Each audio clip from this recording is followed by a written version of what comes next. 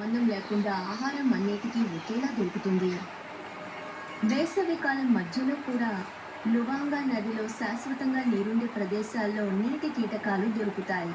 ఈ పక్షులు లాఘవం కలిగిన వేటగాళ్ళు.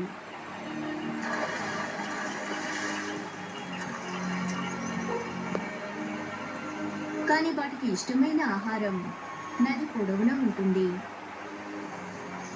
ఆగస్టు నెలలో సాసేజ్ చెట్టు పూలు పూస్తుంది.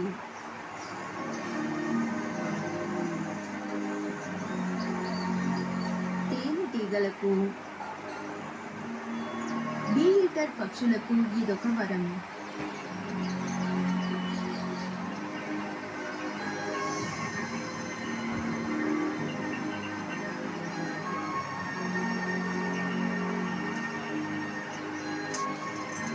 ఈ ఆహారంతో ఉన్న ఏకైక సమస్య తోకలో ఉండే ముళ్ళు. కానీ దాన్ని వేగంగా తొలగించేస్తాయి.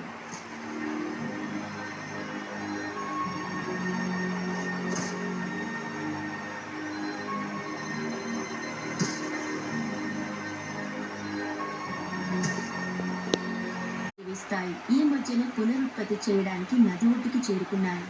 అవి వచ్చి బొరియలు చేసి గూళ్ళు నిర్మించుకున్నాయి. పోరాడకుండా ఖాళీ చేసే ప్రసక్తే లేదు.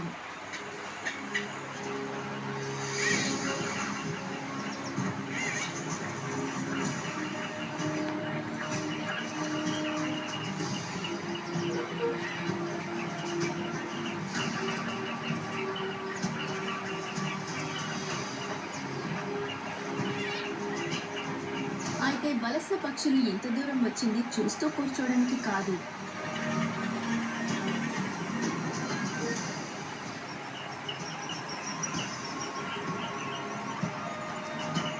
ఖండం లోపల జరిగే జంతువుల మహావలసలకు పోటీనిచ్చే గొప్ప గొప్ప వలసలు ఆఫ్రికా సముద్రాల్లో కూడా సాగుతూ ఉంటాయి. దక్షిణ ఆఫ్రికాలోని క్వాజులు నాటల్ తీరరేఖ పొడవునా చల్లని నీటి ప్రవాహాలు ఒడ్డుని తాకుతున్నాయి. అవి భారీ మొత్తంలో ప్లవకాల్ని మోసుకొస్తున్నాయి. ఆహారం కోసం వెతికే కోట్లాది సార్డిన్స్ కి ఊతమిస్తుంది.